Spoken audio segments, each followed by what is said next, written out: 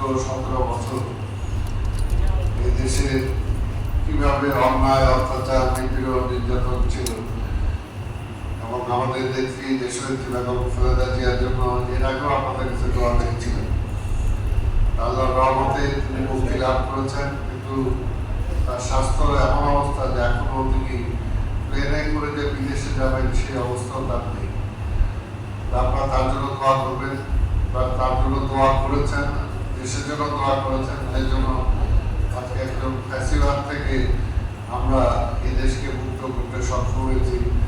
আমাদের এই মোহাম্মদপুর এলাকার অনেকেই শহীদ হয়েছেন সে আন্দোলনে, এবং কি অবস্থা ছিল সেটা আমরা সবাই জানি।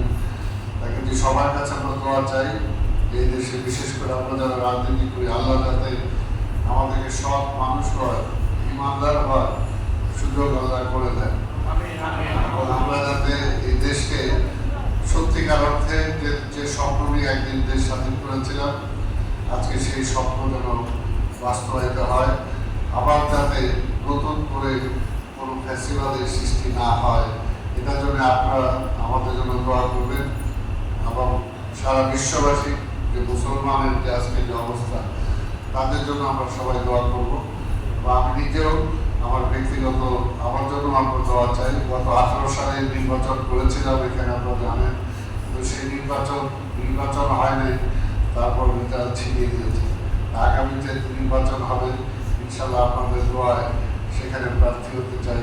আপনারা দোয়া করবেন যাতে আল্লাহ সব মানুষের শাসন, সব মানুষকে সুযোগ করে দেন যাতে এই দেশকে, এই সমাজকে সেবা করা।